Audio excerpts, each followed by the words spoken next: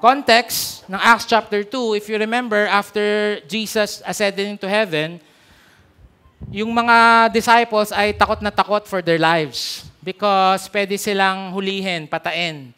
So they were in the upper room and then the Holy Spirit came upon them and suddenly they become bold. And then they went down, sabi ng mga tao, lasing yata itong mga to kasi they were speaking in tongues. Tapos si Peter, hindi kami lasing. And then he preached this wonderful message and then 3,000 got saved. Sabi ng mga tao, anong gagawin namin para kami masave? And then he answered with that. And from that verse, we can see the two sacraments, sabi nyo nga sacraments, that were or is instituted by Jesus Christ. I-define muna natin what are sacraments. Sacraments, ang kanyang Latin word ay sacramentum. Sacramento meaning pledging of allegiance. So ikaw ay magpe-pledge ng allegiance sa isang military commander or to a nation or to a king, it can be called sacramentum. But, yes, may truth yan. Mamaya we'll talk about that. Tandaan nyo yan, pledge of allegiance. But also, sacrament means a means of grace. They are ways through which God imparts spiritual blessing, strengthens faith, and renews the believer's connection to Christ and the church. So I themed this preaching true or false. True or false. False, probably these are something that we know. Parang kala ko ito siya. Pero this is what the Bible says. Okay ba yun? So again, probably cultural, probably naipasa sa'yo, ito ang ibig sabihin. But let's look at what the Bible says. Okay, so false and then truth. False and truth. So number 1, false. There are 7 sacraments. There's a belief na merong 7 sacraments. But we believe the Bible tells us that there are only 2 sacraments instituted by Jesus. Sabihin na natin kung anong dalawang yon. The sacrament of baptism and the sacrament of communion. Okay? Baptism and communion. And again, we've been doing this. It's not like it's the first time you're going to learn about communion. It's not like it's the first time you're going to learn about baptism. But the question is, do you really fully understand what it means? And ang goal ko din, kung hindi ka pa nababaptize dito sa Victory, magpabaptize ka na. Kung hindi ka pa nababaptize ever, hindi, Pastor, binaptize ako nung bata ako, naalala ko, nag-selfie pa nga ako. Okay. Sige, babalikan natin mamaya yan. Pag-usapan natin mamaya yan. Repent and be baptized, every one of you, in the name of Jesus Christ, for the forgiveness of your sins. So those who received His word were baptized. There you go. The first sacrament. The sacrament of water baptism, and they devoted themselves to the apostles' teaching, to the fellowship, to the breaking of bread. There you go. That's communion and prayers. Now, nung binabasa ko to, sabi ko, bakit ganon? Bakit yung apostles' teaching, hindi sacrament? Bakit hindi natin tawaging the sacrament of the preaching of the word? Okay? Nung binabasa ko to, bakit yung fellowship, hindi sacrament? Bakit yung prayer, hindi sacrament? Bakit yung communion, sacrament? Bakit yung baptism, sacrament? Okay? Anong sagot? Hindi ko rin alam. Hindi, alam ko. Kasi itong dalawang to, what's different from the rest? These two are outward. Tandaan nyo itong dalawang words, at tandaan nyo itong tatlong words na to, no? Outward physical act. Ulit, sabay-sabay tayo. Number 1. Outward physical act. Sabay-sabay. 1, 2, 3, go. Outward physical act or outward physical representation or outward physical symbol of an inward spiritual condition. Sometimes it's new. Kasi hindi ka ganito dati. Hindi ka na ganito dati. Ngayon, sinasabi mo sa mundo an outward, physical act that happened inside of you. Pag sinabi mong, Pastor, sinave na po ako ni Jesus. Jesus is in my heart. I believe you. It's just I don't see it. Hindi ko naman nakikita. Ngayon, pag nagpabaptize ka, it's an outward physical act. Do you understand? When we partake communion, it's an outward physical act. Now, yung preaching of the word, it's not really an outward physical act. Do you understand the difference? Nakikinig ka lang nakaganon ka lang Wala siyang outward physical act. Yung prayer din, wala namang sinabi na posture in prayer. Siguro kung may outward physical act, pag nakaganon nagpe-prayer, baka pasok siya sa sacrament. But no, pwede kang nagpe-pray ng nakaganon.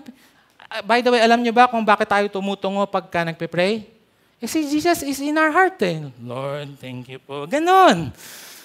Okay, yung iba naman sa inyo, ginagamit niyo yung prayer, pag nakatulog kayo sa office, di mo nakatulog kayong ganon. Tapos, nagtulog ko na naman. Okay, in Jesus' name, amen. Nagpe-pray ako, ayan.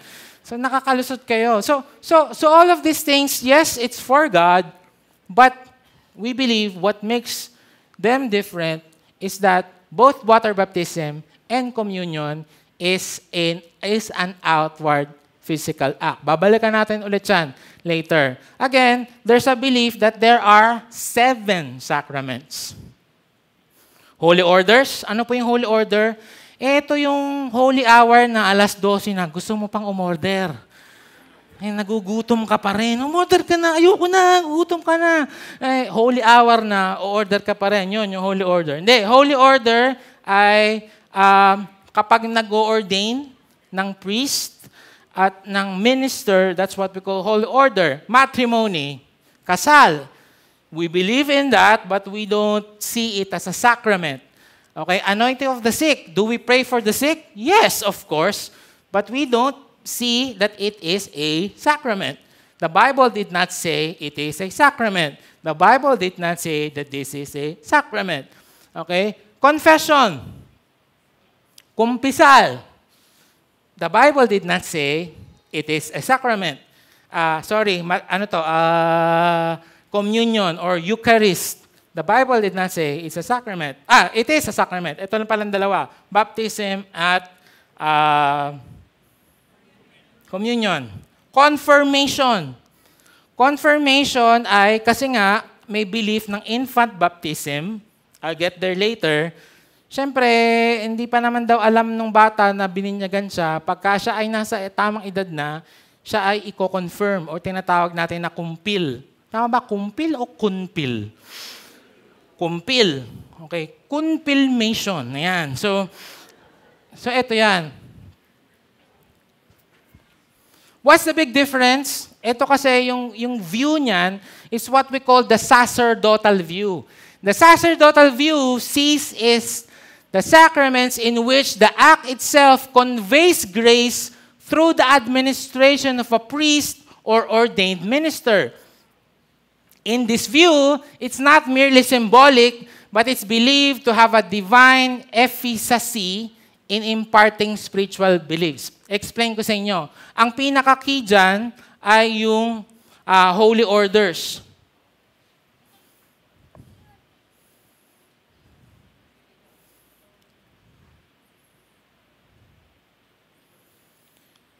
In this view, the sacerdotals or the ordained ministers, sila lang yung may kapangyarihan to administer the sacraments to everyone. Sila lang ang pwedeng magkasal, sila lang yung pwedeng mag-pray sa sick, sila lang, sa kanila ka lang pwedeng magpa-kumpisal, sila lang yung pwedeng mag-confirm, sila lang yung pwedeng mag-infant baptism. Now, that is not what the Bible says. That's not what the Bible teaches, right? In fact, tingnan nyo, di ba sabi ko sa inyo, tradition shapes us. And kanina hindi pa kayo naniniwala. I believe na nadala natin to kahit Kristiyano na tayo. Okay? Halimbawa, si Enzo, ayan. Sige, pagpe-pray po namin kayo, ako po magpe-pray dito sa kaliwa, si Enzo po magpe-pray dito sa kanan. No offense to Enzo. Saan kayo pipila? Kanino kayo pipila? Sa akin. Kasi feeling mo, pastor, ikaw kasi may mas malakas yung kapangyarihan mo. No! The Bible did not teach that. The Bible is teaching Ephesians 4 verse 12. It's some for He to give apostles, prophets, teachers, evangelists, and pastors to equip the saints. Tayo yun. So, sino ang gagawa nito? The Bible teaches tayo. Tayo. So, you don't have to wait for me for a confession. Isipin nyo nga kung ganun yun. Wednesday po, si Pastor Ruhi available para po marinig ang inyong mga kasalanan. Kinakabahan ako dun eh. Kung sakaling totoo yun, Pastor, ako po ay nakapatay. Ano pong napatay mo? Nakapatay po ako ng pastor. Di ba parang nakakakaba. O kaya, Pastor, nagnakaw po ako ng 10 milyon. Nakakakaba. Anong sabi ng Bible? Confess your sins to one another. So, again, we are looking at what the Bible is saying about the sacraments.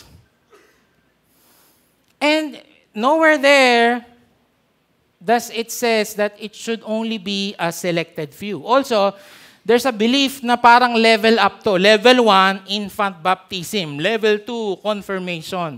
Level 3, siguro matrimony. At yung pinaka-ultimate level ay holy orders. Kaya lang po, siguro once and for all, we do not have special powers. Pastor, ikaw mag-pray sa akin kasi ganun kayo ni Lord. Tama din naman, of course, and of course we want that, no? We want to be close to the Lord. But I'm sure everyone can be used by God to be prayed for you. So huwag kayong namimili ng kung sino magpe-pray sa inyo. Hindi sinagot ni Lord yung prayer ko kasi si brother lang yung nag-pray sa akin eh. It's not like that. There are only 2 sacraments. False. The sacraments are necessary for salvation. There's a belief that you have to go through the sacraments for you to be saved. Kagagaling lang natin doon sa series natin, topic natin about salvation. For it's by grace you have been saved, not by works, so that no one can boast. So again, what are the sacraments? The sacraments are an outward physical act or outward physical representation of an inward spiritual condition. Mas maintindihan pa natin yan as I go to point number 2. Point number 2, sabi ni John Calvin, in the Institutes, he asserted that a sacrament is a visible sign of an invisible grace. Ang galing parang John. So there's a belief na merong parang special powers yung sacraments. That's why you need a special holy order person to do it. But no, it's a symbol. It's a representation. It's an act. A visible sign of an invisible grace. Again, we will explain that later. False. Baptism removes original sin and grants salvation. There's a belief that bata pa lang, pagkapanganak pa lang, dapat ay binyagan na. Kasi, matatanggal nito ang original sin at kung ano man mangyari sa bata, baka mahulog sa Ferris wheel habang nagpe-Ferris wheel kayo, at least pupunta sa langit yung bata. So again, there's a belief infant baptism views baptism as a sacrament that imparts grace and removes the stain of original sin, thus initiating the person into the Christian faith and the community of believers. They hold that baptism should be administered as early as possible. This sacrament is seen not only as a means of salvation, but also a protective grace that helps the individual grow faith and connection with the church. Right? Show of hands nga po. Okay lang kung sino dito nabinyagan ka ng sanggol? Wala. Saan kayo nakatira sa Myanmar? Imposible yun ha. Mga Pilipino tayo, halos lahat. Taas kamay. Binyagan ka ng sanggol. Ayan. Tapos di ba naririnig natin sa matatanda, minamalas yung anak mo kasi ayaw pa paminyagan.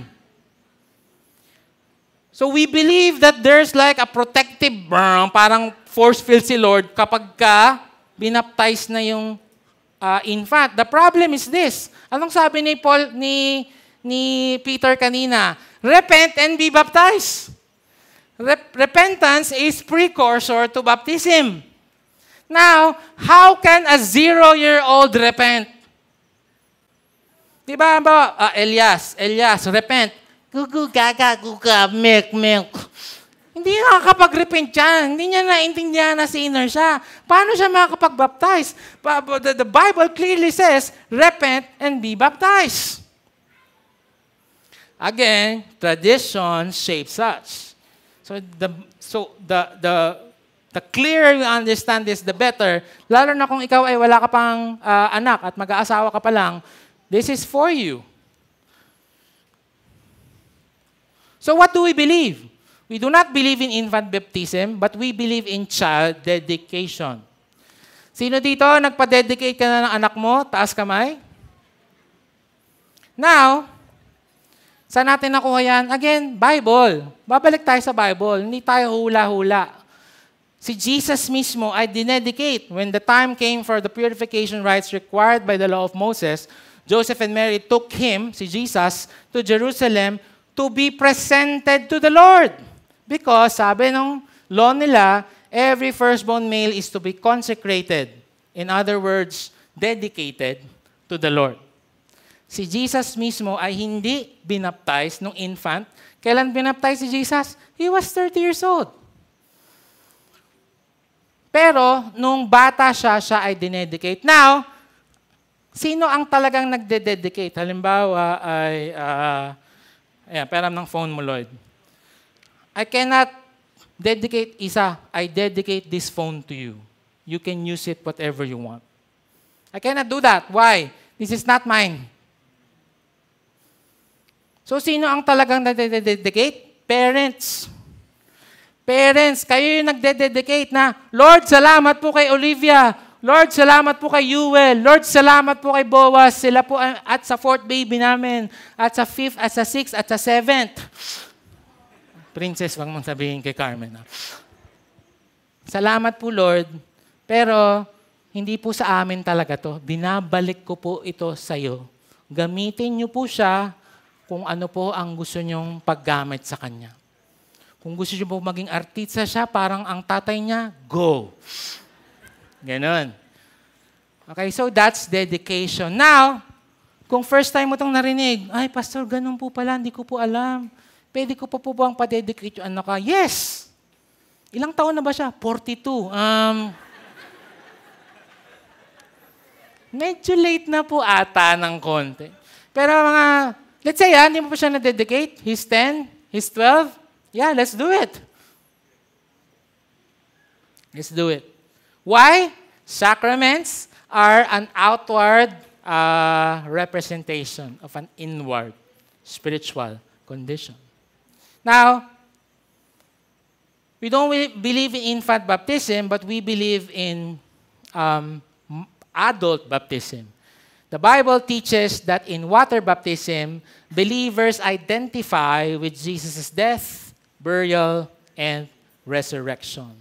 Sabi nung Romans 6 verse 4, we were buried, therefore, with Him by baptism in death, in order that just as Christ was raised from the dead by the glory of the Father, we too might walk in newness of life. 12 times sinabing, patay ka na. Patay, patay, patay, patay, patay, patay, patay, patay. Baptize 3 beses. So, tingin kayo sa akin, para maintindihan nyo, ano ba yung baptism? Baptism is your memorial. Libing mo to. Again, an inward condition. Tinanggap mo si Jesus Christ as your Lord and Savior. One of the preachings here, di ba nagpapataas ako ng kamay? If you're here and you want to accept Jesus as your Lord and Savior, taas mo kamay mo. Yes. And something happened inside of you. And now, baptism shouts it to the whole world. An outward representation, physical. Kailangan physical. Hindi po pwedeng, inside po, pastor. Inside. Hindi nga, kailangan namin makita. Kailangan outside. Kailangan physical. Literal to. Kaya nga ang ginagawa, di ba? Sino dito na-baptize na here or in any other Christian church? Taas kamay. Ayan. Mga nilibing na yan. So ngayon, pag binabaptize ka, I baptize you in the name of the Father and of the Son and of the Holy Spirit. Amen. Nilulubog ka. Ang tagal eh. Nangalay kasi. Nangalay eh. Kasi naahon ka ulit. Kasi hindi ka mananatiling patay. Ikaw ay mabubuhay dahil kay Kristo. There, united with Him, alive in Him 12 times. So, mga kapatid, again, ang goal ko, kung di mo ito naintindihan before, okay na yun, nabinyagan naman ako ng bata. Sana magpabaptize ka. Kasi again, sinisigaw mo sa buong mundo, hoy! Kala akong pakialam kahit tawagin nyo akong buwang again. Wala akong pakialam kahit tawagin nyo akong Alleluia, pabiling luya. Yung dating Rui ay namatay na. Ngayon, bagong Rui na to. Therefore, if anyone is in Christ, the old has gone, the new has come. Yun, ang baptism. Nililibing ko. Pastor, ba't ganun tubig? Gusto mo sa lupa, tara! Kung gusto mo yung totoo, pwede. Basta lang makita talagang, gusto mo, mga 1 hour ka sa ilalim, tapos saka namin kukunin. That's baptism. And maybe it's the first time you've heard it. In Him, also, you were circumcised with a circumcision made without hands. Explain ko muna. Nung panahon nila, paano mo malalaman kung sino kay God, sinong hindi? Circumcision. The Jews are the only circumcised race. Kung ikaw ay Jew at ikaw ay anak ni Abraham, ikaw ay magpapacircumcise. Kaya nga, si David, nung nakalaban niya si Goliath, which is a Philistine, hindi niya nakalahi, sabi niya, "How dare you, you uncircumcised Philistine? How dare you mock my God?" Sa Tagalog, anong namang toot ka? May mga bata po, kailangan natin ng konting cover. Ang yabang mo toot ka naman. Hindi niya inaasar. Talaga lang uncircumcised siya.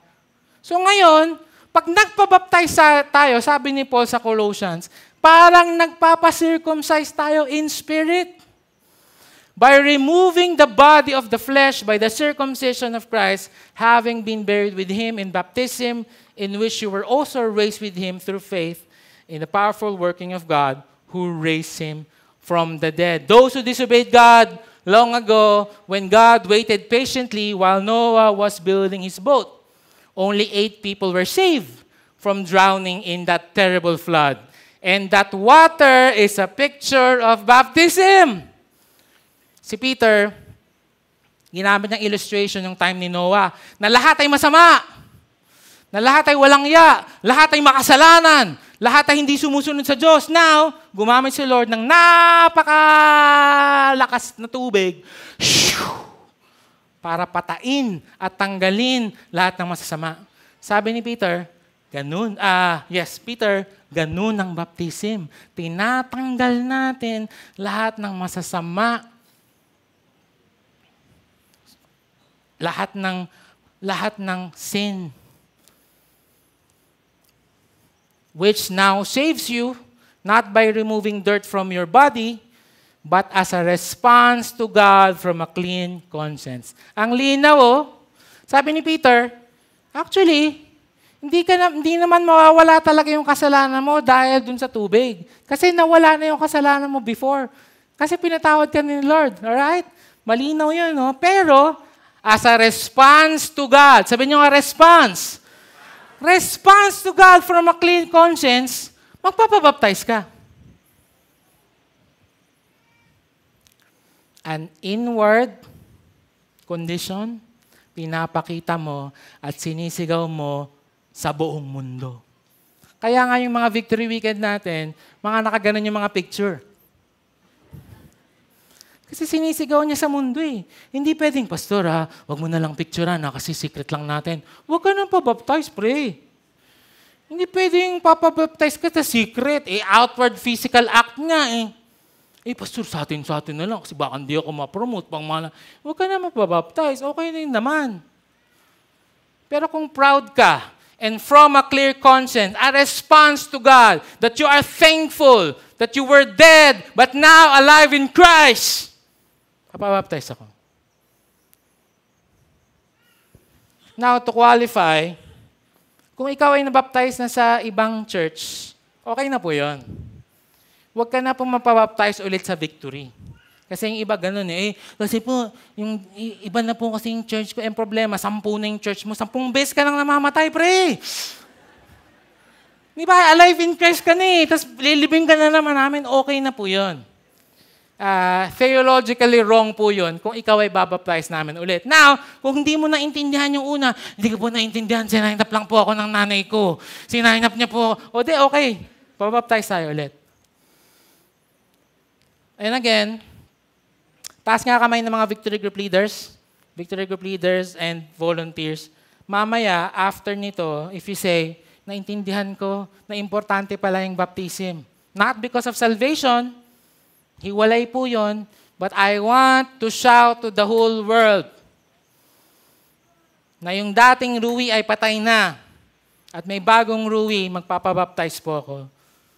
Kausapin niyo po yung mga nagtaas ng kamay and we will do one-to-one with you. Ang dulo ay Victory Weekend. And then baptism. Tapos depende po sa kasalanan nyo kung gaano kayo katagal sa ilalim ng tubig. Nalilistan nyo kasi, okay? Old times, ang isang tao ay willing na magpa-brand. Willing na magpatatak from a hot metal para mag-pledge siya ng allegiance, sacramentum sa isang king or sa isang leader. Sige, para patunayan ko sa inyo na naniniwala talaga ako. Magpapa-brand. And proud sila doon. Gusto nyo, ganyan na lang. Wag na, sige. Sa susunod na Victory Weekend, guys, baguhin natin, V dito sa noo. Kasi ayaw nila papaptize. Baka mas gusto nila to. They are very much willing. Sana tayo din. As a response of clear conscience, according to Peter, we will be baptized. False. In the Eucharist, the elements are transformed into the actual body and blood of Jesus Christ. Now, maybe it's the first time you've heard that. That's what you call transubstantiation. Nabubulol ako lagi dyan. Transubstantiation. Substance, formation, transformation. Kaya transubstantiation. Na, we believe, mamaya magko-communion tayo, pero yung bread ay literal na nagiging katawan ni Jesus. Nagiging literal na katawan ni Jesus. Now, let's look at what the Bible says. And before that, kailangan mo na rin maintindihan, bakit ba may communion? Saan ba nagsimula yan? Well, we have to start from the time of Moses. The Bible teaches us that in communion, we remember Jesus' atoning sacrifice. Naalala nyo, 10th plague. Mamamatay, lahat. Okay? About midnight, I will go out in the midst of Egypt. Every firstborn in the land of Egypt shall die, from the firstborn of Pharaoh, who sits on his throne, to the firstborn of the slave girl who's behind the handmill, firstborn of the cattle. It doesn't matter. Egyptian, Hebrew, aso, bini, bloom, lulu, yung monster. Pag firstborn ka, mamatay ka. Kasi yun yung 10th plague. Yun yung final countdown. Tinananan, taratantantan, mamamatay. Now, sabi ni Lord, pero may way. Okay? May way. Kumuha ka ng Passover lamb, piliin niyo yung Passover lamb without defects, and kunin niyo yung dugo. For the Lord will pass through to strike the Egyptians, and when He sees the blood on the lintel and the doorpost, the Lord will pass over, sabi niyo nga, pass over the door and will not allow the destroyer to enter your house to strike you. So what you will do, sa ating international friends, you will make pahid the blood in the pinto. And when the angel of death sees the blood, he will pass over. Lalagpasan kayo. Guys, I don't think you understand this. Hindi pumapasok yung angel of death sa loob ng bahay. Hindi tinitingnan yung mga mukha ng tao. Lord, loko-loko to eh. Bakit ito hindi natin sasama? Hindi gano'n. Hindi niya tinitingnan kung sinong mabait. Ito, victory group leader eh. Save natin to. Walang dugo. Ito, nagda-drums pa eh. Walang dugo. Ito, criminal to eh. Kaso may dugo. The angel of death doesn't mind whether you're good, you're bad, or is making a list and checking it twice. Doesn't matter. What matters and what He only looks is if you have the blood of the Lamb in your doorpost.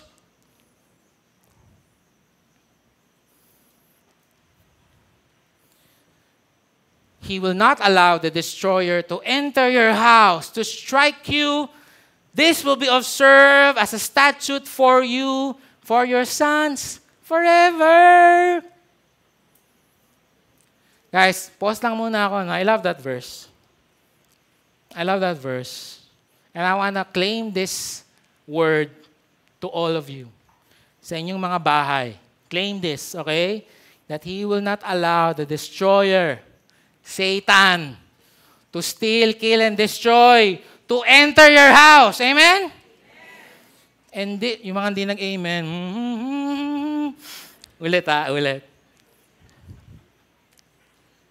I am claiming that the Lord will not allow the enemy to destroy you, to steal you, to kill you, to not enter your house, to strike you. Because you have the blood of the Lamb in your door. Amen? Yan, napalakas. Pastor, wala naman po kaming pintuan. Hindi, symbolic nga eh. Tapos forever. Kaya simula niyan, teka lang, bago pala yon. So imagine niyo, no? Nung gabing yon, dalawang klaseng pamilya. Yung isang pamilya nagsisigawan, patay na yun ako! Pati yung aso, kasi namatay yung anak niya eh. Pati yung langaw,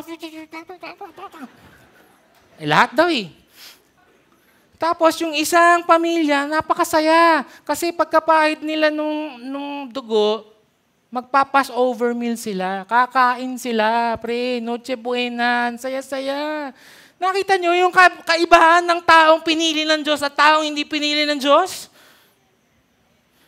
Tapos ano ang qualification? Mabait ka? Hindi, may dugo ng blood of the Lamb in your doorpost.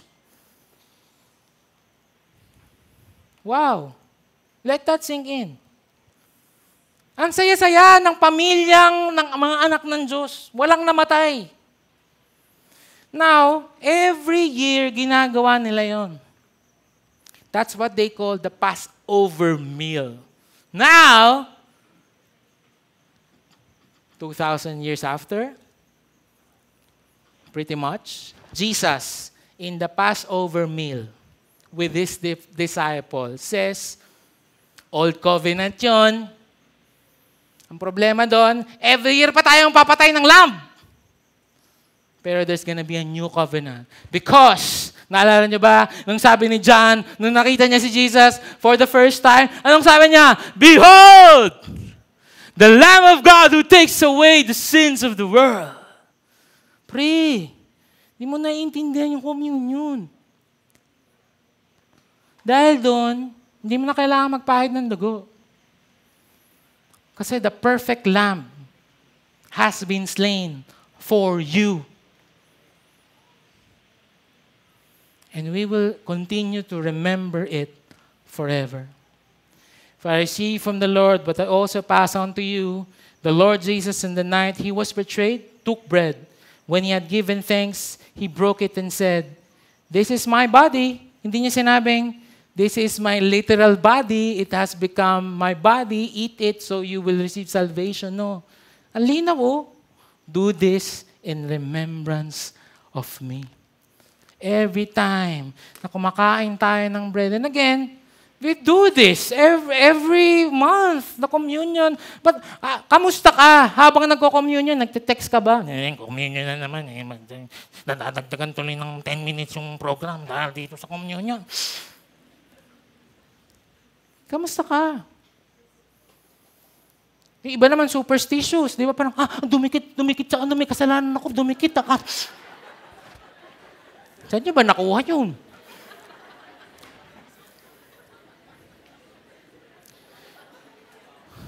So doon lang tayo ulit sa sinasabi ng Bible. Sinasabi ng Bible, si Jesus na nagsabi, Passover meal yan, Old Covenant yon. Ito na, this cup is the new covenant. Wow! Kinikilig ako kasi, salamat Lord kasi hindi na by works. Salamat kasi yung dugo mo is once and forever. It's there.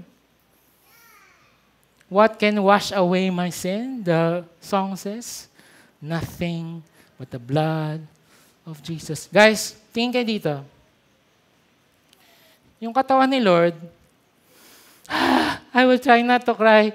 Yung katawan ni Lord, nilagyan ng koronang tinik. Pinalo ng 40 times. Sinaksak ng sibat. Binugbog, pinagtawanan, nakahubad. Bakit? Para ikaw ay magkaroon ng chance na mapatawad sa mga kasalanan mo. At mag-pass over ang angel of death na hindi ka na paparusahan. Yung blood ni Lord na sobrang precious. Pambira, dugo ng Diyos. Dugo ng Diyos, pre. Dumanak sa krus ng Kalbaryo. Sabi ng Revelation, we are gonna all wear white. Robes, clean. You know why? Because someone is wearing a red robe because of His blood. Ganun ka-importante yung communion. And when we do this, when we eat it, I hope not haphazardly. O kaya yung, wala na akong time, baunin ko na lang. Ginawa mo pang baon. Kinuha mo pa isa para pang merienda ka. Do this in remembrance of me. Right? False. There's magic in the sacraments. Yun nga yung belief na the holy orders, the ordained ministers, it's like calling something, a fire from heaven, and there's no magic, but we believe this. It's the physical representation of God's grace, and we receive His blessings and favors through it. Through the communion, through baptism, we are refreshed, renewed, and strengthened. If you understand it in the right way. Ginagamit ni Lord yung physical representation. Again, sabi ni John Calvin, a visible sign of an invisible grace. In fact, I want to challenge you today. Kung di mo naiintindihan yung communion, at kapag tinatanong ka ng mga kaibigan mo, Christian ka ba? Hindi, pre, nag-attend lang. Huwag kang mag-communion. Kasi you might just eat curses upon yourselves. But when I eat it, and we're gonna eat it later, we are declaring to the world, this is my Savior. And His body was broken for me. And I thank Him for that. And I will eat this. Kaya nga, mamaya, sasabihin ko, the body of Christ that has been broken for you. In response, you will say, thanks be to God.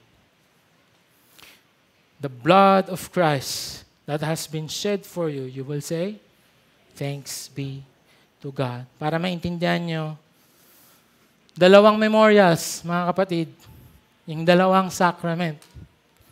One is your memorial. Libing mo to. At angkinin mo, embrace mo. Huwag mong sabihin niya, wala naman yun, kahit di mo na magbabaptize. Hindi. Tara, libing ka natin para may bagong taong babalik. So yung una ilibing mo, yung communion ay libing ni Jesus. Libing ni Jesus at inaalala natin yung pagkamatay niya. Pero, tingin dito, last thing that I'm gonna say. Libing mo, pero hindi ka na natiling patay. Bakit? Dahil namatay si Jesus para sa iyo. Now you can experience new life in Christ. Freedom, purpose, hope. Why? Because of these two things. The blood and the body of Jesus Christ.